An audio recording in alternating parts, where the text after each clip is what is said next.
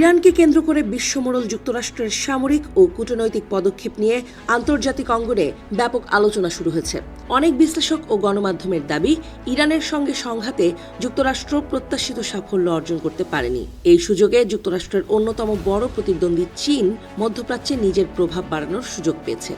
অবশ্য মধ্যপ্রাচ্যের পরিস্থিতি যতটা যুক্তরাষ্ট্রের জন্য নেতিবাচক মনে হচ্ছে, বাস্তবে কৌশলগত দিক থেকে ওয়াশিংটন গুরুত্বপূর্ণ কিছু অর্জন করেছে বলেও মনে করছেন অনেকে। সম্প্রতি যুক্তরাষ্ট্র নিজেদের সামরিক কমান্ড কাঠামোতে গুরুত্বপূর্ণ পরিবর্তন এনে ইন্দো প্যাসিফিক কমান্ড নামটি পরিবর্তন করে আবারও প্যাসিফিক কমান্ড নাম পুনর্বহাল করেছে। একই সময়ে ইরানের সঙ্গে নতুন সমঝোতা চুক্তি এবং অপারেশন এপিক ফিউরি নামের সামরিক অভিযানের ফলাফল নিয়ে বিতর্ক শুরু হয়েছে। সমালোচকদের মতে, যুক্তরাষ্ট্র ইরানের ওপর চাপ সৃষ্টি করলেও শেষ পর্যন্ত তেহরানকে বেশ কিছু সুবিধা দিয়েছে। তাদের অভিযোগ, ইরানের পারমাণবিক কর্মসূচি পুরোপুরি বন্ধ করার মতো কোনো কঠোর নিশ্চয়তা চুক্তিতে নেই। ফলে এই যুদ্ধে যুক্তরাষ্ট্রের অর্জন সীমিত। আর যুদ্ধে এত ক্ষয়ক্ষতির পরেও ইরান অনেক ক্ষেত্রেই নিজের অবস্থান ধরে রাখতে সক্ষম হয়েছে। এছাড়া এই পরিস্থিতি চীনকে মধ্যপ্রাচ্যে আরও সক্রিয় হওয়ার সুযোগ করে দিয়েছে বলেও মনে করা হচ্ছে। তবে যুক্তরাষ্ট্রপন্থী বিশ্লেষকদের মতে বাস্তব চিত্র ভিন্ন।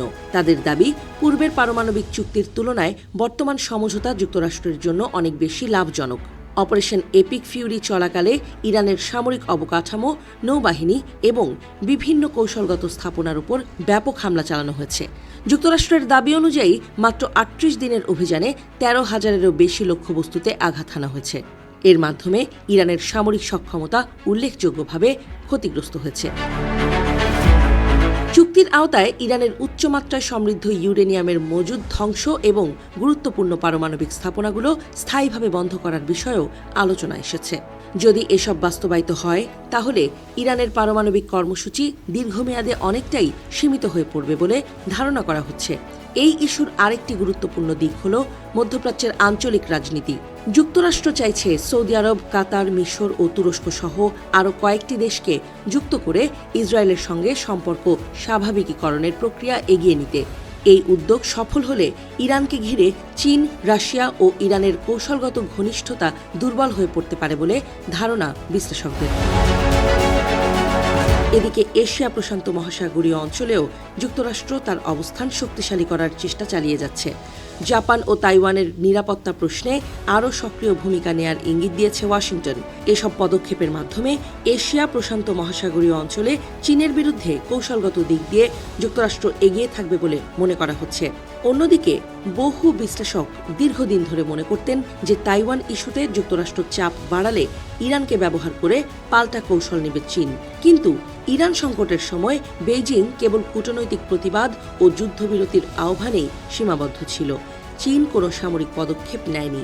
ফলে অনেকের মতে ইরানের ওপর হামলা হলে চীন এগিয়ে আসবে সেই ধারণা ভুল ছিল।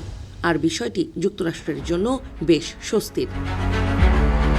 বিশেষজ্ঞরা বলছেন, ইরান সংকটকে ঘিরে যুক্তরাষ্ট্রের ভূমিকা নিয়ে মতভেদ থাকলেও কেবল বাইরের চিত্র দেখে ওয়াশিংটনকে পরাজিত ঘোষণা করা কঠিন। সামরিক ক্ষমতা, অর্থনৈতিক শক্তি, আঞ্চলিক জোট এবং কৌশলগত অবস্থানের বিচারে যুক্তরাষ্ট্র এখনও বিশ্বের অন্যতম প্রধান শক্তি। তাই বর্তমান পরিস্থিতিকে যুক্তরাষ্ট্রের বৈশ্বিক শক্তির পুনর্বিন্যাসের একটি ধাপ হিসেবে দেখছেন অনেক বিশ্লেষক।